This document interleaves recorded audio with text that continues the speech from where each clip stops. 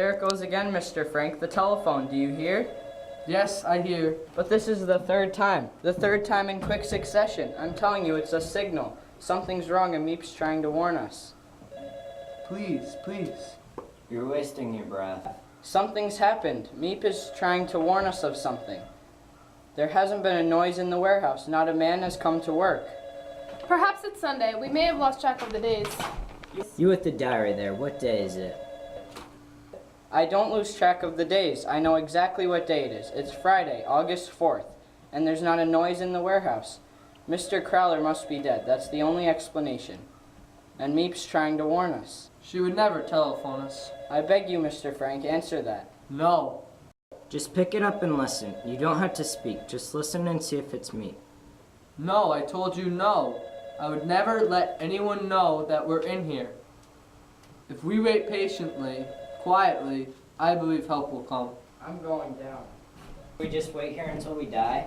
I can't stand it. I'll kill myself. I'll kill myself. For God's sake, stop it. I think you'd be glad if I did. I think you want me to die. Whose fault is it we're here? We could have been safe somewhere, in America or Switzerland. But no. You wouldn't leave when I wanted to. You couldn't leave your things. You couldn't leave your furniture. Don't touch me.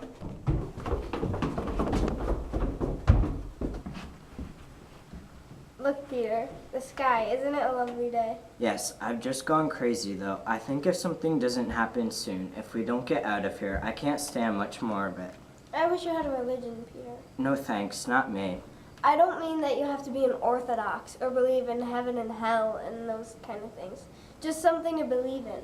When I think of all that's out there, the trees, the flowers, when I think of the dearness of you, Peter, and the kind people that are helping us, like Mr. Kraler, Meep, Dirk, the vegetable man, all risking their lives for us every day.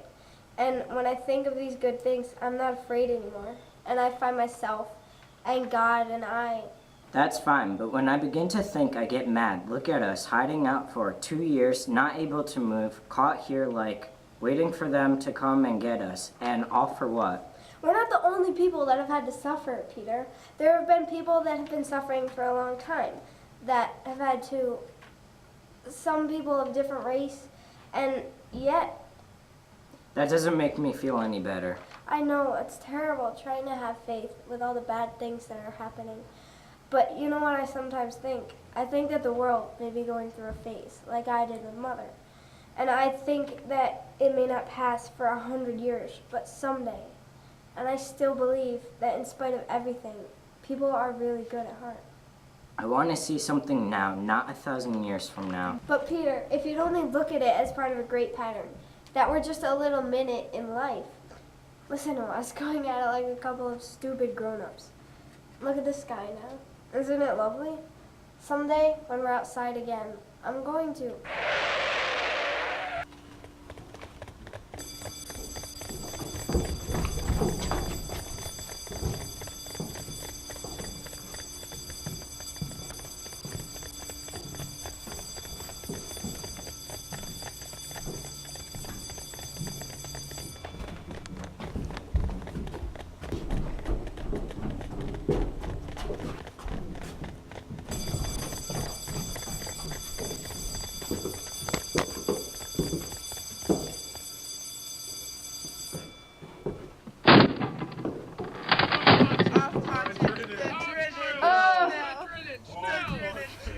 And so it seems our stay here is over. They are waiting for us now. They've allowed us 5 minutes to get our things. We can each take a bag and whatever it will hold of clothing. Nothing else. So dear diary, this means that I must leave you behind. Goodbye for a while. P.S. Please, Meep or Mr. Kraler or anyone else, if you should find this diary, will you please keep it safe for me? Because someday I hope.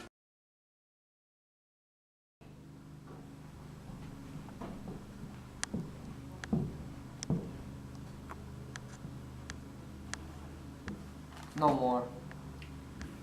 When I went to the country to find more food, I got back and the block was surrounded by police. We made it our business to find out who told them. It was the thief. The thief who told them. It seems strange to say this, that anyone could be happy in a concentration camp. But Anne was happy in the camp where we first took us in Holland.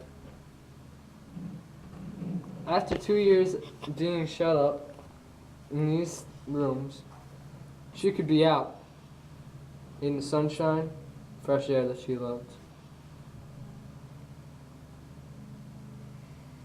A little more? Yes, thank you. The news of the war was good. British and Americans were sweeping through France. We felt sure that they were to be shipped to Poland. The men to one camp, the women to another. I was sent to Auschwitz. They went to Belsen. In January, we were freed. The few of us who were left. The war wasn't over, so it took us a long time to get home. We'd be sent here and there behind the lines. Each time our train would stop at siding or crossing, we'd all get out, go from group to group.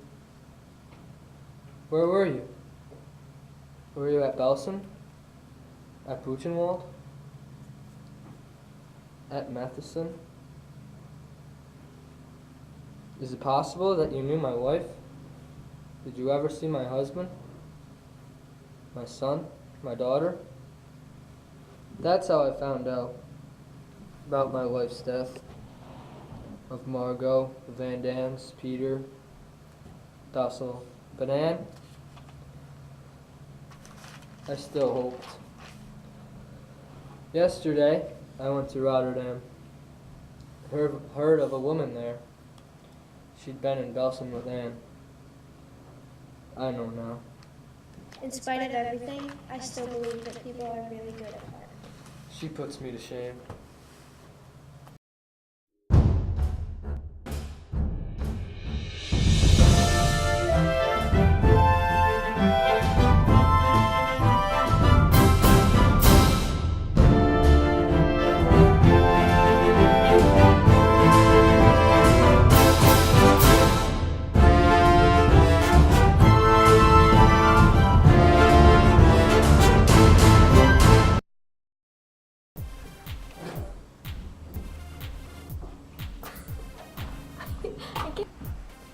Look at the sky. That was beautiful. Sky, isn't it a lovely, a lovely day? Not me. Look at the sky. Out of here. No thanks, not me. I'm gonna kill him.